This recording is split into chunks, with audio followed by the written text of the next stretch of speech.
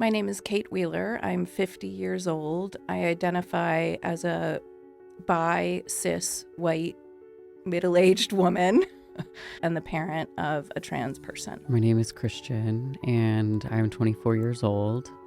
I am non-binary, trans-masculine, and I am also intersex as well. Hi, my name is Kay Thomas. My pronouns are they and she. I am 36 years old, almost 37.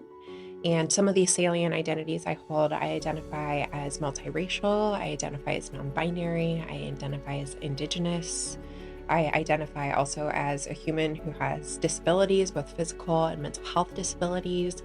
And I'm also a licensed trauma therapist in the state of California. So my name is Court, like a basketball court. I'm 24 and 9 months. Some of my salient identities: I am black, queer, trans, disabled, dark skin, and able-bodied, and I would say physically fit. My name is B. I am 21 years old. So my salient identity is probably non-binary. That's like the major one. I would say disabled as well. Yeah, my name is Nellie. I'm 26 and I am non-binary. My pronouns are they, any. In a world where identity is often misunderstood and mental health issues are stigmatized, transgender and non-binary individuals reside at the intersection of significant challenges and enduring hope. Welcome to Beyond Binaries, where we delve into the complexities of mental health for non-binary individuals. So being non-binary to me is not fitting in these socially constructed boxes of man or woman. It's freedom for me. It's self-expression. It's love. Non-binary for me means outside of what our general constructions of gender are. I think being non-binary is so much more, it is very expansive. It's about what makes you feel good and what brings you joy rather than what the current narrative of what a gender should be. I also think non-binary means to obviously be outside of the box, but to also have freedom in who you are and who you choose to align with. It represents a sense of freedom and a sense of liberation. It has to do with this idea of living outside of the expectations that other people have of me. And so for me, being non-binary is not just about kind of being outside of the box of gender binaries in general. It's also about living outside of the expectations of other people to really explore and understand who I am. Being non-binary to me, it means that I am like all genders and no genders at the same time. In many cases, transgender individuals must navigate the mental health care system to access gender-affirming care because gender dysphoria and its predecessors have been included in diagnostic manuals like the DSM. You know, when we look at the history and the landscape of LGBTQ mental health care, it really wasn't until the 70s that they removed the homosexual diagnosis from the DSM. And so it really hasn't been that long that even in the medical healthcare system here in the US, we are seeing LGBTQ people just treated as like normal human beings, non-divergent. While we do have to categorize being trans as a mental illness in order to access care, I am not mentally ill because of my trans identity. In fact, my mental illness is much more manageable when I embrace my trans identity.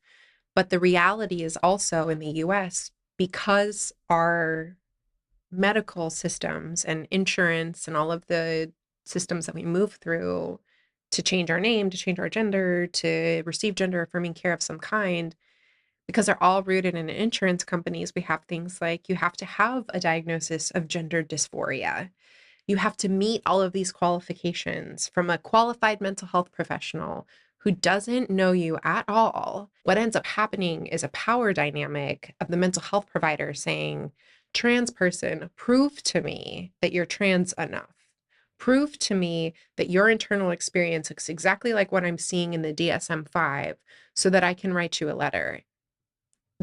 That's white supremacy at the heart, right? That's the reality of how white supremacy and heterosexism and cisgenderism have created this society that we have to fit into a box.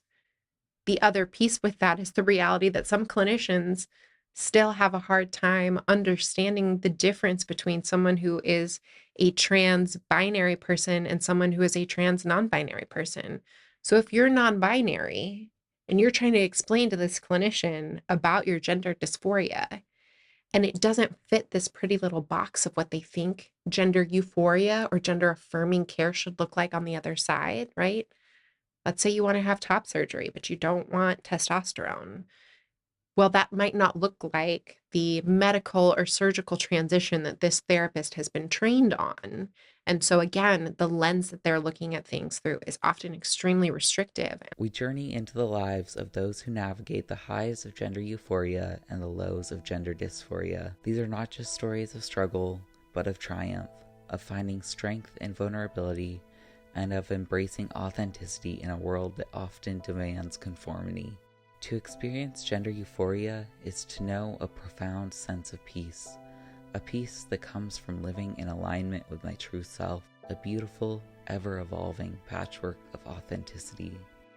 Me, gender euphoria is like feeling like tingles inside my body. Like it gives me this other emotion other than happiness. I like don't exactly know what emotion it is, but it like makes me feel ecstatic and just like I am who I am and I don't have to worry about what others think. I think for me to feel like super euphoric would be, top surgery and, possibly bottom surgery. So when I think about the term gender euphoria, I mean, of course, I know what the clinical definition is, but the way I really explore it both in my life and in my client's life is, when do you feel fully present and in your body?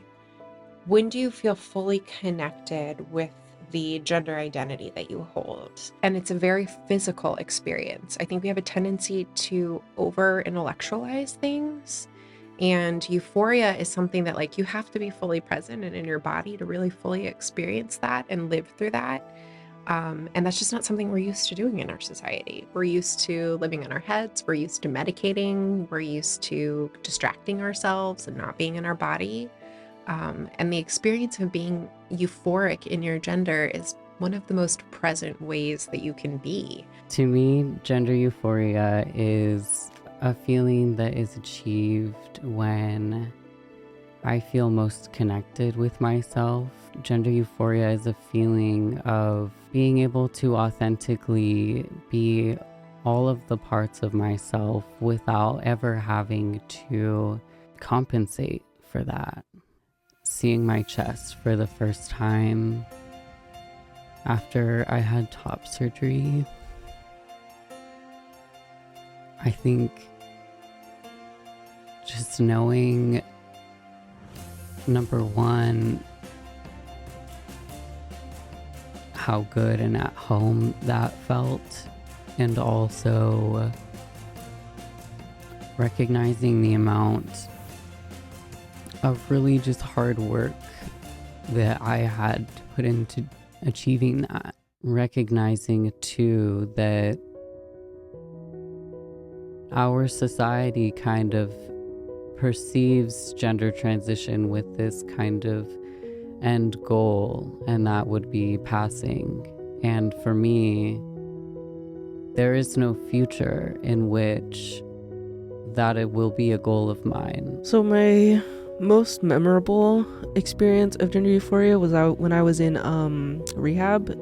It's when I first started using they them pronouns, and immediately everybody took onto it and supported me, and it made me feel like in my skin, like actually myself. Like growing out any type of body hair, I think that brings a lot of euphoria to me, because it goes away from the social construct and the norm of what someone in my body should look like. So once I get a mustache, it's gonna be over for everyone. So an example of gender euphoria, on top of growing out my mustache and my peach fuzz, going to the gym and working out and trying to be more like mask muscular. I do identify as non-binary. I also identify as trans mask. So to go to the gym after a nice pump day, that brings me a lot of gender euphoria and joy. And I go home and I take pictures of myself. I take pictures of myself and I look back on them because it makes me really happy. Because that is the positive of euphoria. That's like the goal of euphoria. Not to say everyone wants that, but because everyone has different versions of euphoria. However, I think the feeling is what people go for, the feeling of, I feel really proud of myself, I feel really happy and really good with whether it's how I look or the way that I'm presenting and portraying myself out in the world. Gender dysphoria describes the distress or discomfort experienced by some individuals when their gender identity differs from the gender they were assigned at birth. Gender dysphoria is a complex, multifaceted experience, a symphony of pain, fear, and longing, a reminder that the road to self-acceptance is fraught with obstacles. But when I think about gender dysphoria, I think about, not just for myself, but for other people, those moments where you don't feel like your body is a safe place to be. Because for whatever reason, right, it could be the clothes you're wearing, it could be the way that you're doing your hair.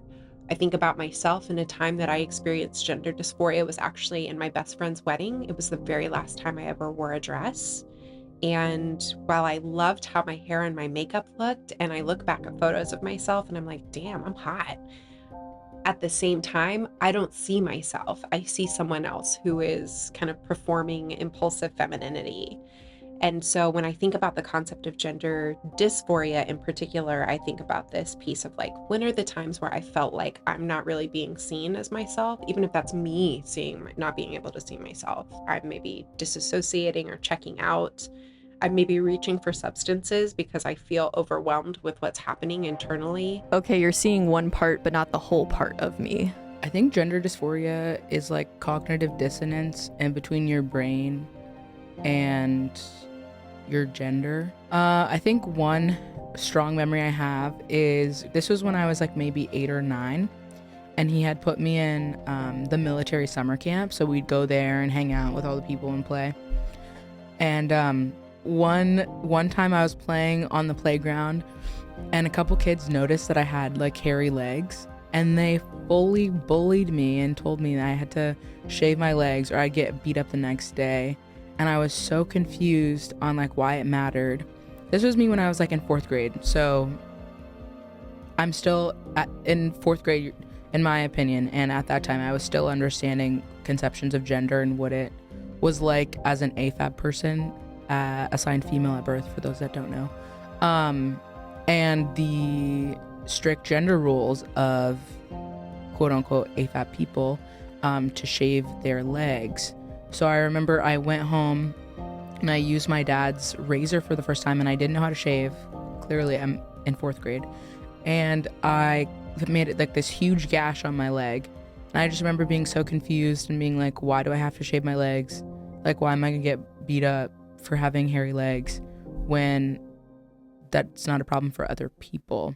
So kind of thinking about gender dysphoria and gender euphoria, I think there's definitely a relationship between them.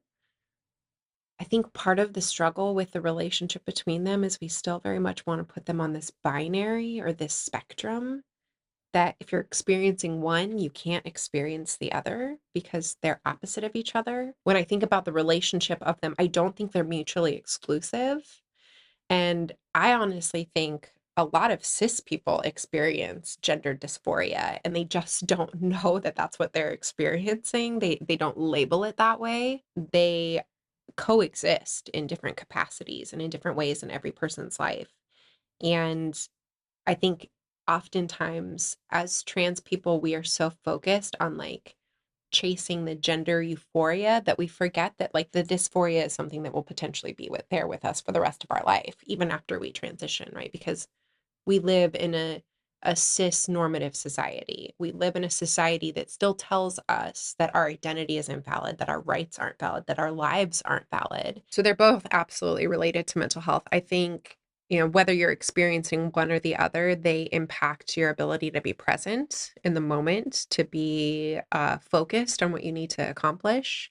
Um, Even gender euphoria can, because I think for some of us, we haven't consistently been in our body. I think gender euphoria can even actually be a little dysregulating sometimes for us. Gender dysphoria in particular is a massive driver of trans mental health, whether that ends up being connected to things like depression. People don't see me as who I am, anxiety.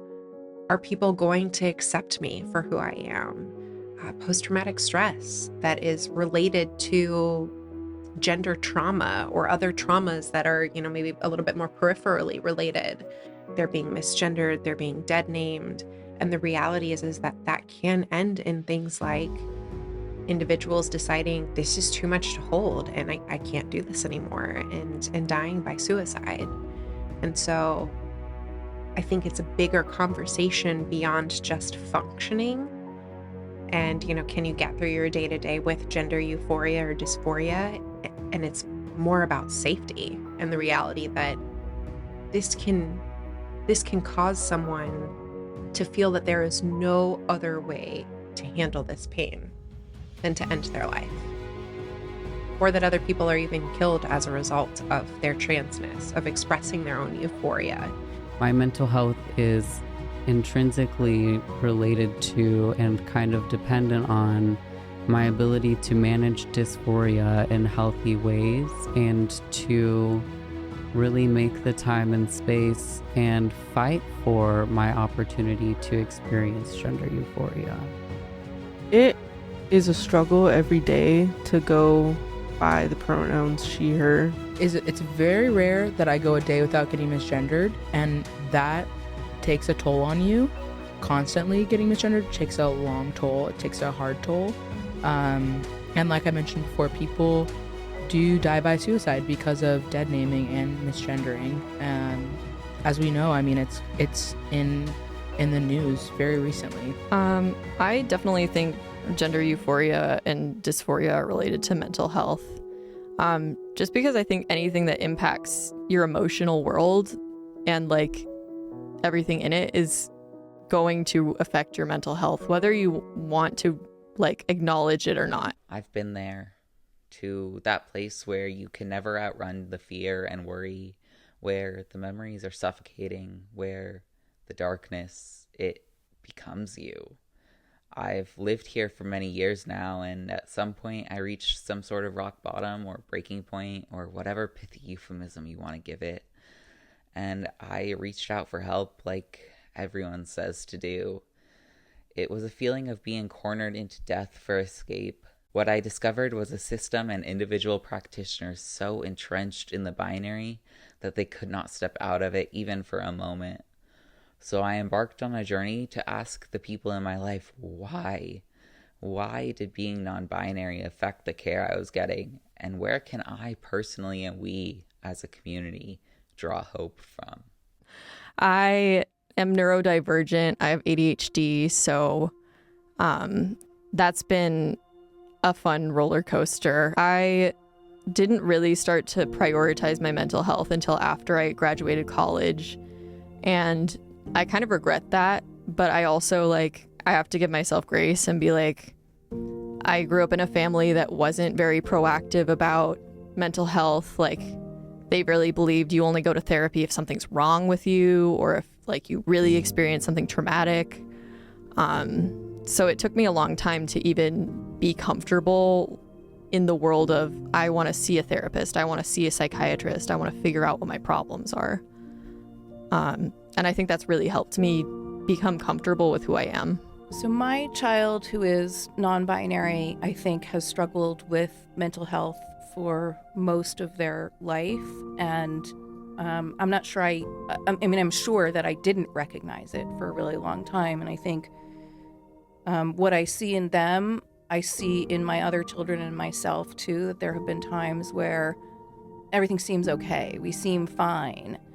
But then something happens and we sort of respond to it, not because of what happened in that moment, but because of all the rest of what happened before. What came before sort of determines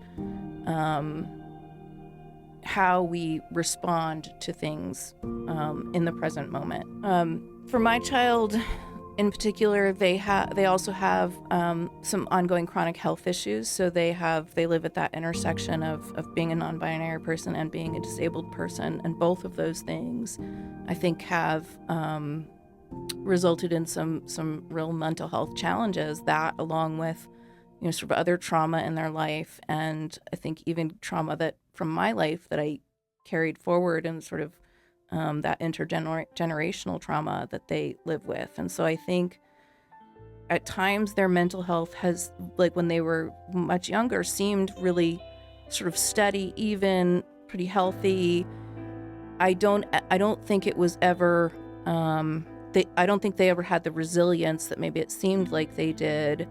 And so when they started experiencing traumas too, I just think that their mental health really suffered, and that they felt like they couldn't express that until it became so big that they had no choice but to express it. I had a good childhood up until the age of 9, I would say. That's when it really started to impact me. The passing of my grandpa also really affected me. That brought my mental health down like, a spiral, and it just continued from there. And then other things would happen, like abuse, physical abuse, mental, all of it. So it's been prevalent throughout my life. It really took my mom kind of discovering my self-harm for me to start to go into therapy, and that was around the same time, a little bit after that, was when I was able to kind of be exposed really to what trans identities were and what that looked like. And I think that's when I had a huge shift in my mental health, and was really able to kind of start to see glimmers of that hope that I had been so desperately and so persistently working toward. But no matter how hard I tried, it was not something that I could achieve until I figured out that I was trans and I knew that I could transition. Maintaining mental health as a trans person in a world where things are kind of built to destroy you, it's hard not to hit that self-destruct button. But it's the most important choice to make. Healthcare has been tremendously hard to access, and mental health care has been even harder to access. I think there are a number of obstacles that we've encountered to getting the health care that they need. And when I say healthcare, I include mental health in that. In general, it is very hard for people to access healthcare and mental health care unless they have money and identities of privilege.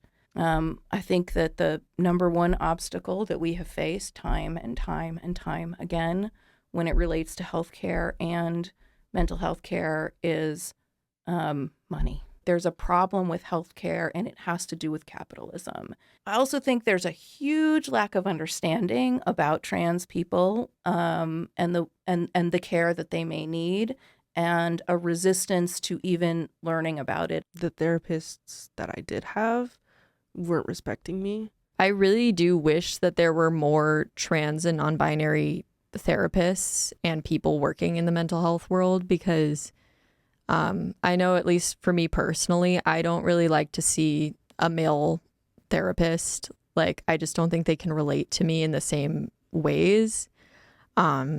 But then like my ideal therapist would be somebody who's non-binary, who knows exactly where I'm coming from. And I don't really have a lot of options for that either. So I kind of have to like pick and choose and settle for what is available to me. Right now across the US, the legislation that we're seeing targeting trans youth and non-binary youth, and even the reality that we're seeing, in 2023, it was more targeting folks who were minors. And now we're starting to see in 2024, this legislation is targeting adults and their access to healthcare as well,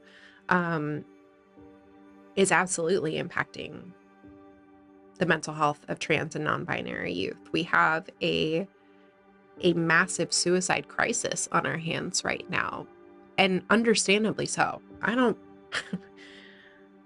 don't blame non-binary or trans youth for the feelings that they're having that are overwhelming, for the choices that they make on how they choose to handle their pain. Again, I think about Nex Benedict and the reality that his experience was over a year's worth of bullying that was happening in the school system, and that no one was doing anything aside from family. No one was doing anything. He was being dead named. He was being misgendered.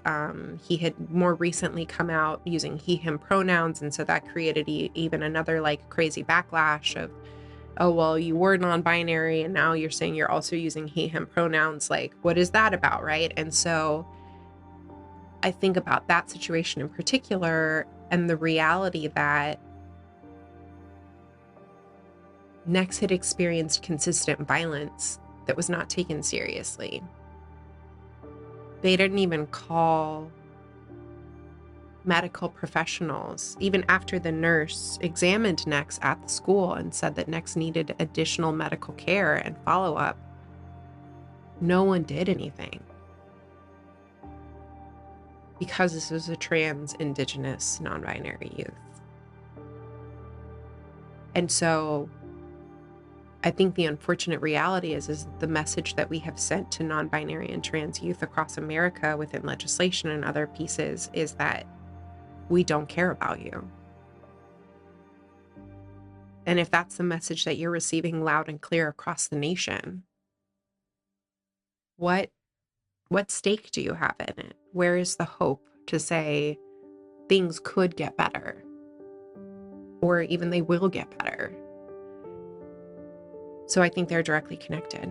Some parts of this that I wasn't expecting was the way in which they would be targeted, the way trans people and non-binary folks would be targeted by people, by communities, and by politics, and by the right and conservatives. I think that trans people have become a really easy target for the political right and for the sort of Christian religious industry. And I expected some of that, but I didn't expect it the way that I've experienced it. The reality that we are constantly under attack in a nation that claims to center Christian values, which I think Christ probably would have hung out with the trans folk. He wouldn't have hung out, right? We know he didn't want to hang out with the Pharisees and the church leaders.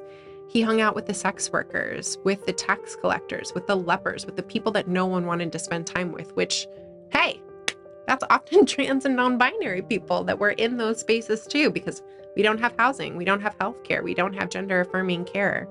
And so I think both the legislation that is anti-trans, but also specifically the rhetoric that comes from religious communities that is both anti-trans, in my opinion, anti-Christ. When my child came out to me as non-binary, I had concerns about their mental health. I had concerns about,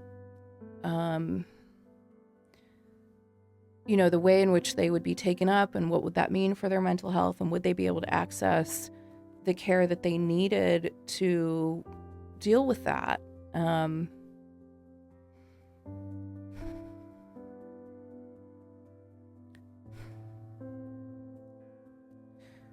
My concern for their mental health has only grown since then. It has not been alleviated because I have seen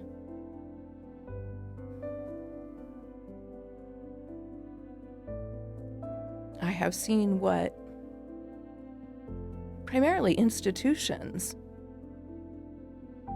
do to trans and non-binary people. And they seek to erase them and closet them.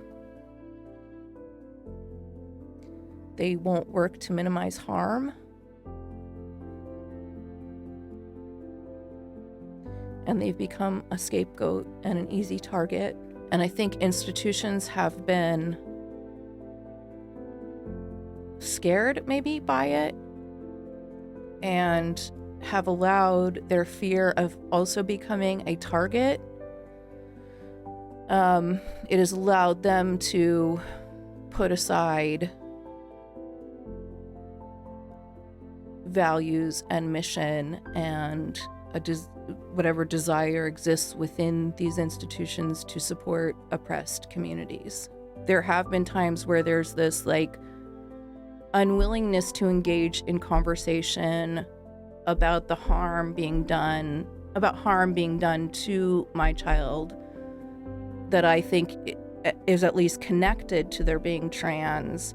And I think I saw that really clearly with the university that my child attends, and just an absolute unwillingness to have conversations about the ways in which obstacles were being put in their path because they were trans or because they were disabled, because of a fear of being outed as discriminating against trans people or disabled people, rather than an earnest desire to do better.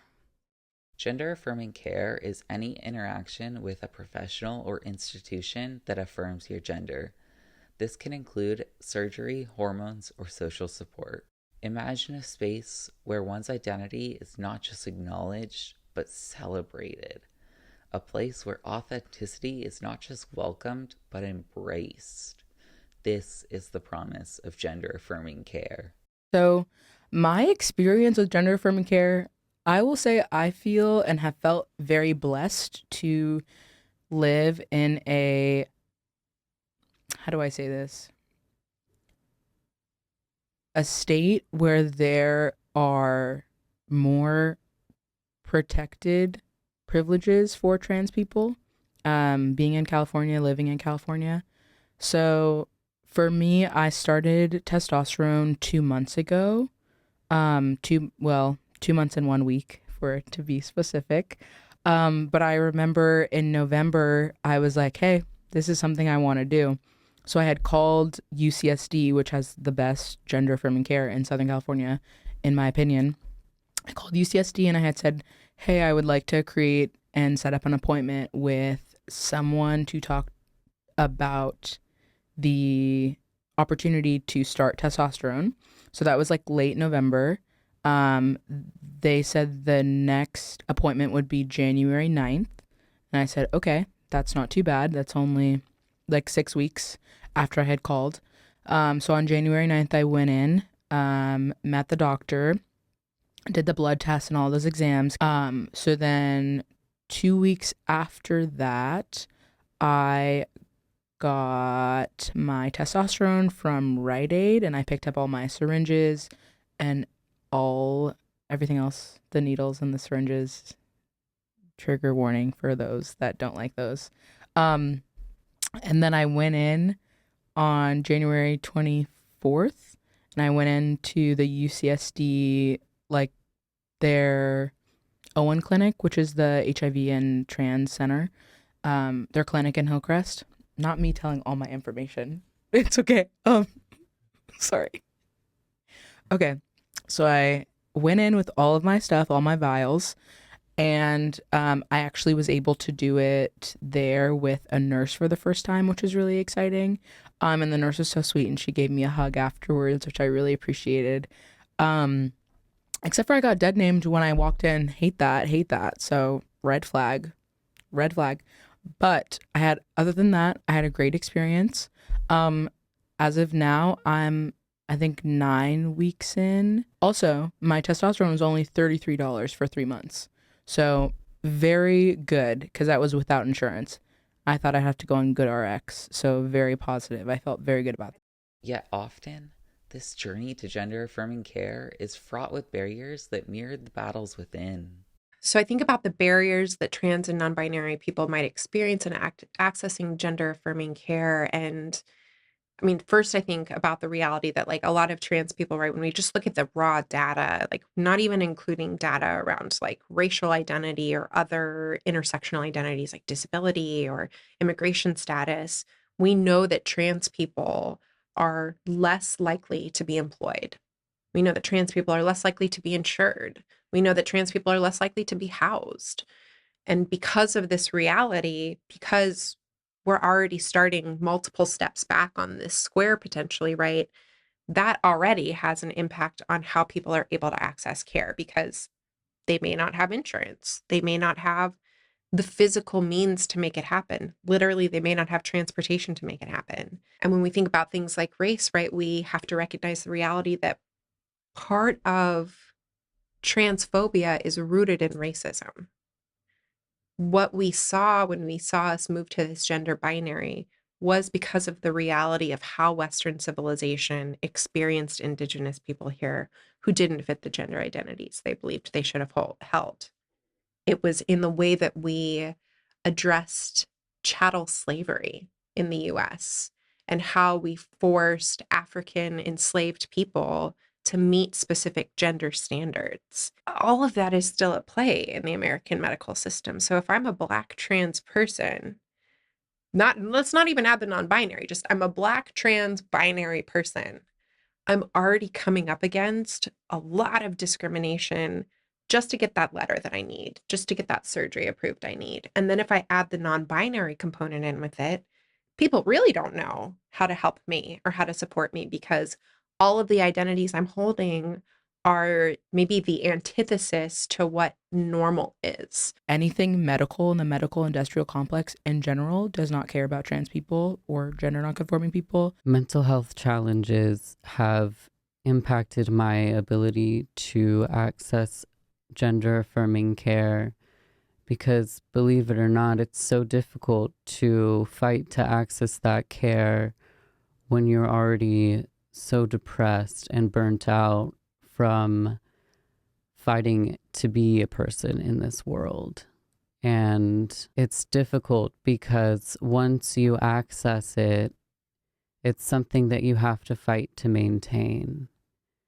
And I remember my mental health was at a low. I was in a previous job where I had lost someone very close to me, and I was really struggling with my mental health. And I remember at that time, not only was I struggling to take my hormone replacement therapy, my testosterone injections, because of my needle phobia being kind of having a flare up, I was having a harder time and couldn't do the injections. But due to my mental health being so low at that time, even though I had my partner who could give me the injection, do it for me, work through that whole process with me and ensure that I had this time and space I needed to get through it, even though I knew it was the one thing I could do to give back to myself in that moment, I couldn't do it. I couldn't find the energy to do the one thing that I knew was most important to me in maintaining my physical and mental health and my life. And I think that's the hardest part about mental health, is that sometimes it really does affect your life in ways that you can't control.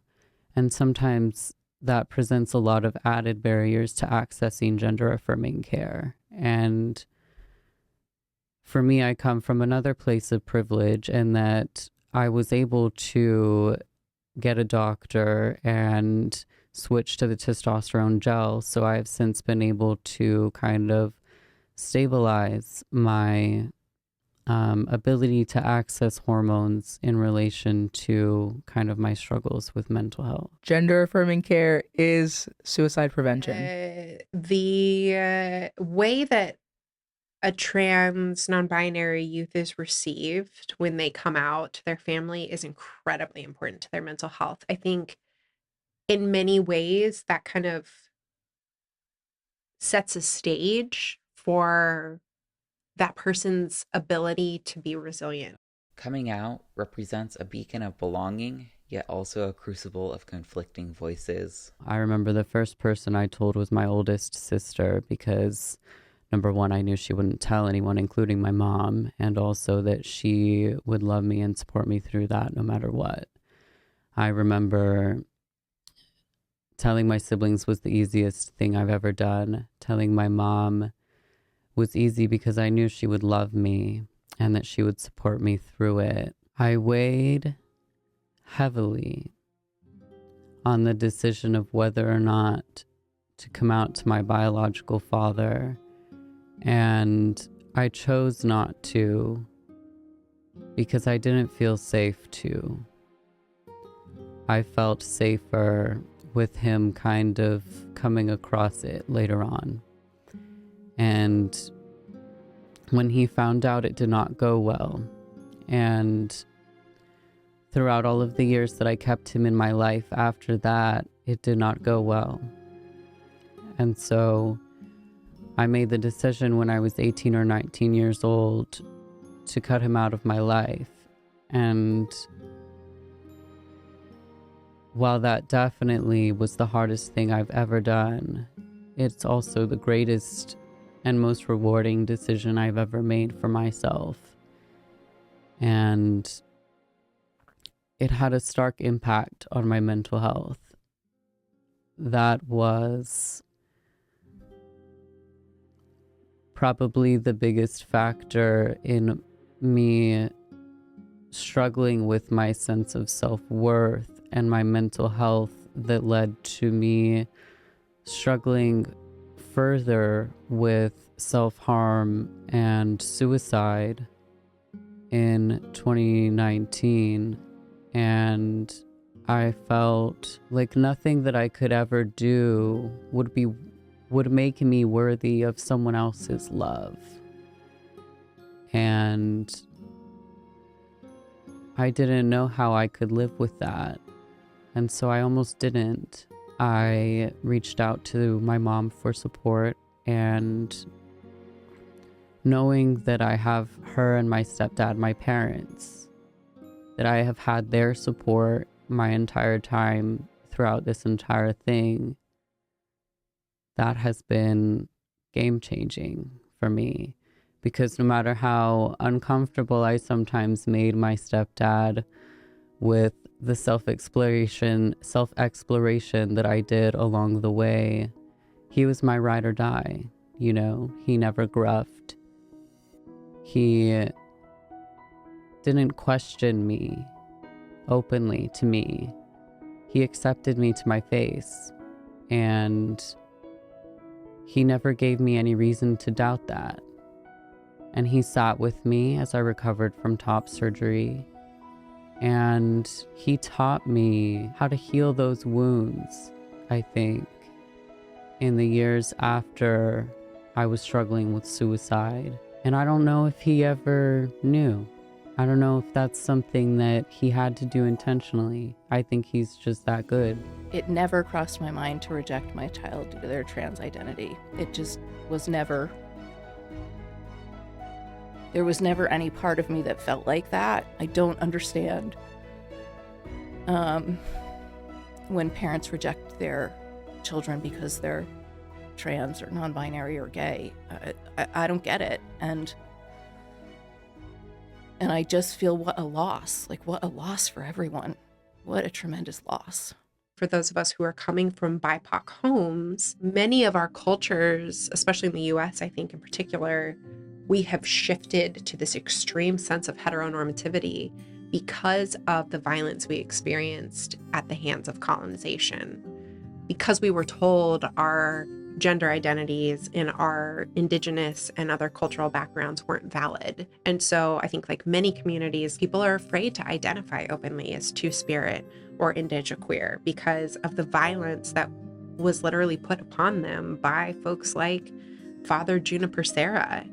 And so what does that mean for communities of color in particular when a non-binary or trans person comes out? What's being heard often on the other side of that conversation is, this is dangerous. This is unsafe.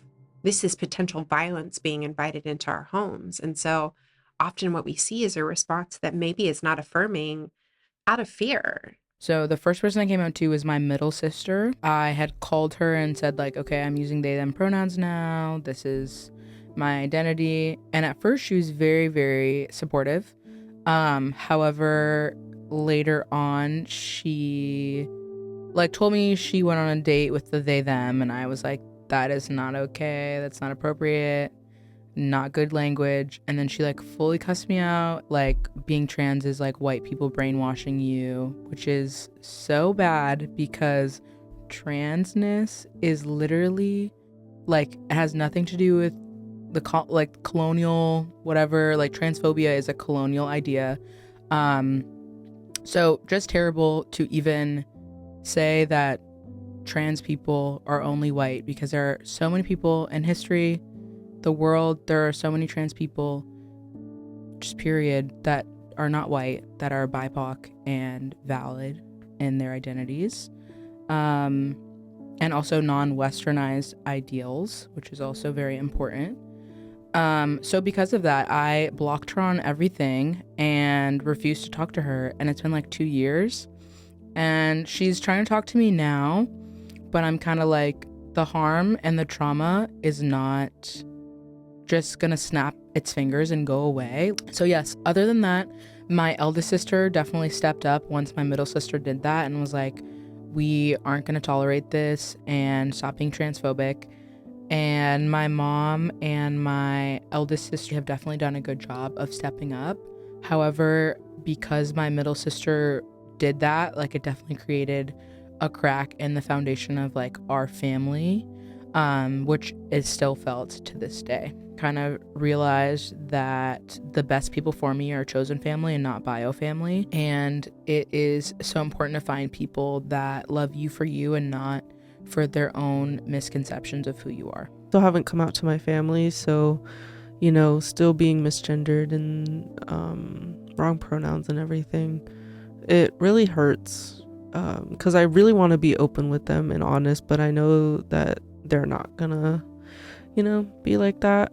So for me, it's better to keep it a secret than to be out and be happy. My dad's very Republican, very conservative, Christian, Mexican. So from his heritage and stuff, it's not accepting. I think I had some expectations when my child came out as trans and non-binary to me. And there was, I think, an expectation that in many places they would be rejected. The part around an expectation of them being rejected has been very much met, but in ways that, in not the ways that I expected it to happen.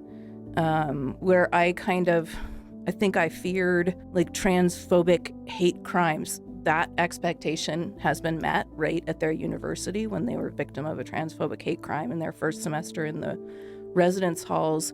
But I think there are more subtle ways that they have been rejected by a lot of different communities and people, and that has looked more like a stepping back, lack of engagement, not reaching out. And I think people sometimes are fearful of getting things wrong, or not having experience with non-binary folks or trans folks, and so they kind of just check out. And I certainly have seen that in a lot of ways. I was concerned that my own family, my parents and my siblings, would reject them.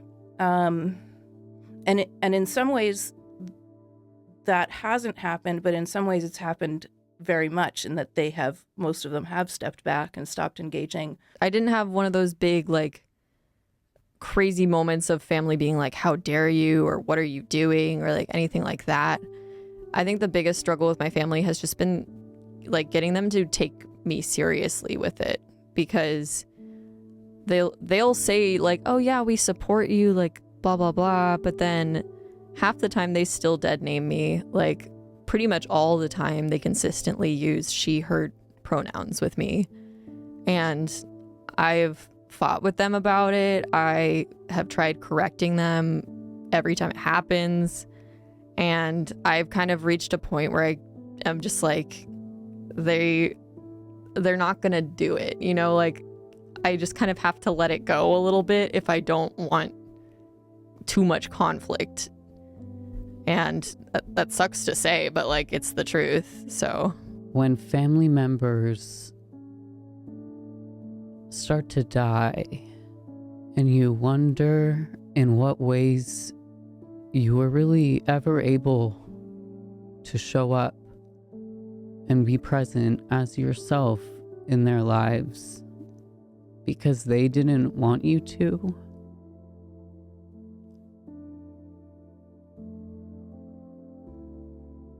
I think you experience a different level of loss.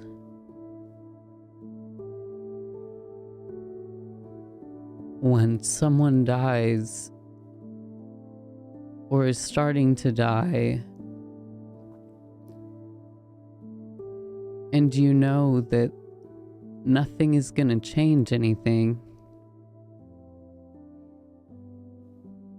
I think it's hard not to sit in that hurt, and I think it's hard not to place guilt on yourself. The echoes of community can be life-saving. For every moment of darkness, there emerged a glimmer of hope, a hand extended in solidarity, a voice raised in understanding. In the embrace of community, I found the balm for my wounds, the courage to continue the journey. I think community care is so important in supporting trans and non-binary people. When you feel like you're doing it on your own, when you feel isolated, it's really hard to hold hope. It's easier sometimes to hold hope for other people than it is for yourself, that things are going to get better. And that is one of the beauties of community care. It doesn't mean that we have it all figured out ourselves, but it means that we're working towards that together. And so I think a really big barrier is that isolation that happens for many people who are trans and non-binary. School is so hard. I don't feel supported by administrators or by my teachers or by my peers. So it just makes me feel like I'm doing it alone. It's hard to strive to be resilient when you do not feel supported in an environment that can push for resilience or push for a bounce back. For me, I'm working towards collective liberation, not individual freedom. We're constantly relying on our community in so many ways just to function from day to day. And so when I think about trans and non-binary people in particular, the effort that we have to put in to making it through a cisgender, a cisnormative, heteronormative world is much more substantial than other people. And so that is the importance of community care and the reality that many of us don't have those other resources to fill the gaps. We need each other. We are relational beings. Bell Hooks even said, right, rarely, if ever, do we heal in isolation. Healing is an act of communion. And it is the same thing when we think about our trans and non-binary folks who are working to receive gender-affirming care in some capacity. Not everyone's experienced trauma, right? But I think it's pretty rare that a trans or a non-binary person hasn't experienced any form of trauma, especially around their gender identity. And so that is where that community care is so important, because the process of transition is also a process of healing, and we can't do that on our own. Really a monumental aspect of my survival and my recovery journey through mental illness was being trans and having a trans mentor. He is someone who I still regard as a brother, and in a time where not only was I struggling to find myself, but I was also struggling to come into my masculinity based off of such a traumatic relationship with my biological father. And I think I needed someone to show me ways that I could come into my masculinity in healthy ways. And I don't think I would be here without that sense of community and the examples that are set by other people in my life as well. Additionally, sometimes that is church for me. Something that is really important to me is recognizing that I am a child of God and that living my authentic life means being able to do that at church as well. And it's been a difficult journey of kind of reassessing and healing that relationship. But I think church is a place for me where I feel like I can do that. What's been important is been materially and physically my partner. She has been there since like day one, literally, and has stuck by my side and has supported me throughout all of this. You know, day one, oh, my name's B, I use they them pronouns, okay. You know, it's been her. I have a good friend group where majority of people are non-binary, and like there's no misgendering, there's no dead naming, and it's such a beautiful thing. It brings me a lot of joy, and those are like genuine good friends of mine. However, I wish there was more racial diversity within our friend groups. I feel like I wish I have met or befriended more like Black non-binary people. That's something I would say Black and brown. That's something I'm like constantly searching for, and it's something that I think I will search for the majority of my life. Because they might be in San Diego, but they're not on my Instagram, so I don't know where they are, which is unfortunate because I think the greater the community, the more access you have to resources and mutual aid and support and help that uplift everyone. Overall, I feel seen the most in my queer and trans friend group. I think the most important thing about my journey, my biggest takeaway, is that I definitely have not done and could not have done this on my own. My mom has been everything to me through this journey. My siblings have not just been tolerant, but they have been excited to navigate these changes with me.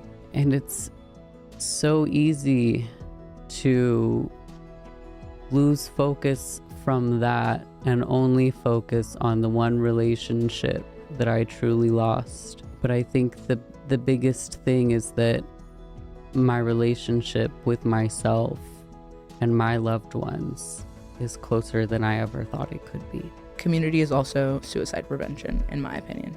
You know, honestly, I think trans people in general are some of the most resilient and resourceful people I know, partially because many of us are under-resourced and underfunded and under-supported. And that resilience definitely is from a space of survival. While resilience can be absolutely beautiful and magical, it often comes out of need, not want. I also think that there's an expectation that people should be infinitely resilient. And the way that we talk about resilience is as a thing that if you have it, you are forever elastic and you can always bounce back. That pull yourself up by your bootstraps and be resilient. Well, like you can't, that's an impossibility to lift yourself by your own bootstraps. And being infinitely resilient is likewise an impossibility. I mean, I just think about like hair bands that I use, and I get attached to a hairband that has the right amount of resilience to me, and I use it and I use it and I use it until the elastic snaps, and then it's just held together by these little threads, and then eventually the whole thing snaps. And there's a way in which if we're not investing in trans people's resilience, then we just continue to pull and pull and pull and pull and pull until they snap. For trans people, right, we have to rewrite our understanding of what pleasure and joy means to each one of us. And so for us, it's a very active process of creating. Creativity, I think, is one of the biggest pieces that I've seen as both a resiliency factor and a survival factor. And when I think specifically about non-binary people of color, I think about the long history that community care, I think, is something that has existed in BIPOC communities since the beginning of time. But I think specifically about non-binary people of color and the reality that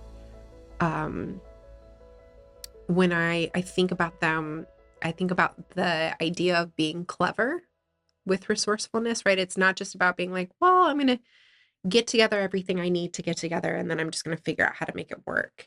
There is a cleverness of how do I repurpose this thing? How do I, even though this was not what this was intended for, how do I readjust it? The most important factor to me in maintaining my resilience is absolving myself of the guilt that I have for people needing to leave my life or for outgrowing people, and maintaining my value in a world where people are telling me who to be, people are telling me what not to be. When you've been like kicked around enough times, I feel like you reach this point where you're either like, I gotta just throw in the towel, give up, like whatever that means, or I just keep going. Like I keep surviving, I keep persevering.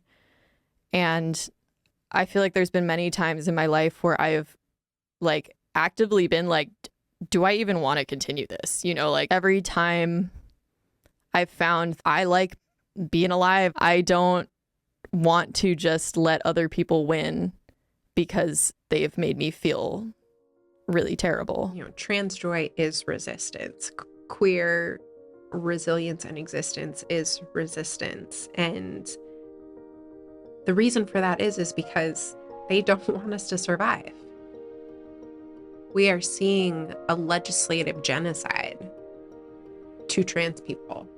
Now, keep in mind, this isn't the first time this has happened in this country. It's been happening since colonial violence first came to the Americas. And simultaneously, when we say, despite the pain, despite the trauma, despite all the things that the system told me I couldn't be or I wasn't, I'm still living, I'm still thriving, I'm still finding joy in my life.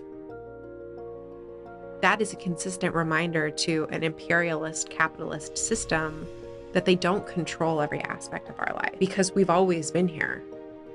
Trans people have always existed, and they will always exist. No matter how much you try to legislate us away, no matter how much you try to kill us, you try to jail us, you try to prevent us from being who we are, we will always be here, and we have always been here. Getting up in the morning and putting on my testosterone gel while my nails are painted, and trimming my facial hair, and then putting on a mascara.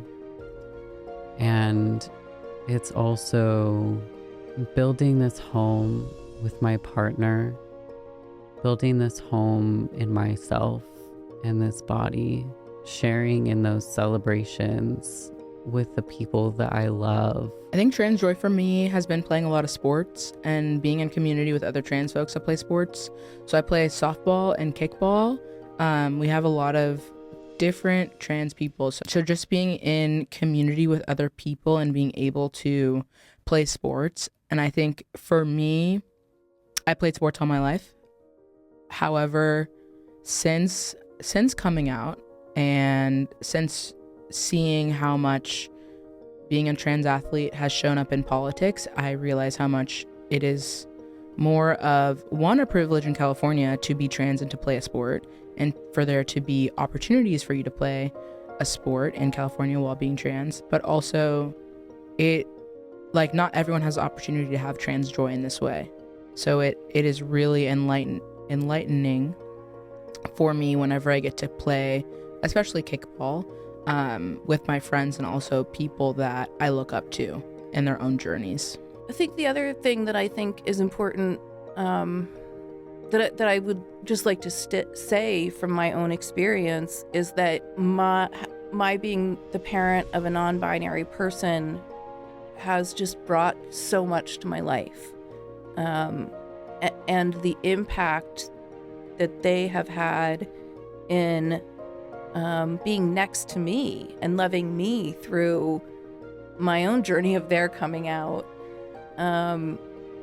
has been tremendously gratifying. It's added a lot to my life, and I don't just feel like okay having a trans kid.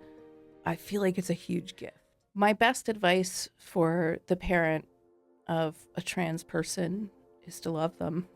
Just love them through it, be next to them for it, learn as much as you can, and not just from, Facebook parenting groups and family circle articles, but like their own art and their own music and their own stories and their own fiction and like just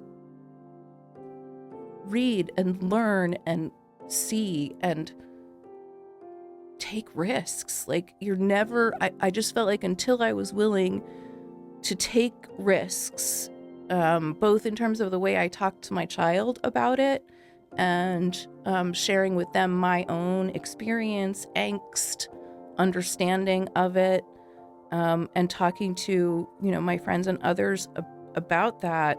That's when I have really felt like I'm sort of being the best parent that I can be and the best advocate and ally that I can be. The best advice I have for other trans folks, especially trans youth, would be that you are worthy of all of the incredible things that you don't even know will happen to you yet, will happen for you yet. You did not deserve the horrible things that you had to overcome to get to this point, but you are worth fighting for. And what's so important for you to know is that you are not alone in any of this journey. What advice do I have for trans folk, especially trans youth? I think about, when I think about this question, I think about what would I have said to the 12-year-old me who was having a panic attack in the Kmart dressing room trying on a training bra for the first time? What would I say to 11-year-old me when I woke up to having my period for the first time and everyone in my family congratulating me that I was a woman now, and what the hell did that even mean? And I don't want to be a woman. Like, what are we talking about? I want to go back to who I was the day before when everything was fine and gender was nothing. I think what I would say to both baby K and also to trans youth in general is that it is a journey, of course, to understand who you are, and that person is going to change, maybe even every day, and that's okay. That doesn't mean that you're crazy. It doesn't mean that you've made it up. It doesn't mean that you're mentally unstable. This is a journey and a process, and I hope you change many times throughout this process. That's the whole point in life, is to grow and to increase our capacity to know who we are and to show up for other people. And the other piece I would say, I think about, again, another tattoo on my arm is the song All Is Full of Love by Bjork. I think about that song in particular because that song really speaks to the reality that we may not always receive that support or care from the places that we've poured our own support and care into, but it's going to be there. We may not experience love directly from the person that we are pouring our love and affection and attention and time into, but it will come from some other place. And so to remind you that even though in this moment it might feel like you're never going to get through it, that if you just hold on for a little bit, right? That you'll find on the other side that there is often someone there to hold you, to support you. It's not perfect. It is messy, and it is not always joyful. It doesn't always feel resilient, but that doesn't mean that your identities and who you are aren't valid. In fact, all of those things you're experiencing and feeling are only a reminder that you are human and you're valid and you're deserving of all of the love and care and respect that you show to others and that you want those folks to show to you too. I work with kids. There's a couple kids I work with that are trans, and they bring me a lot of joy, and I wish them the best. I hope that they can grow up. I feel like that's that's like the advice, survive. And I hate that that's even advice to give, but like it is so hard these days, especially if you have parents that are transphobic or just negligent in general. Just survive. That's like the advice. The best is yet to come. The best is yet to come.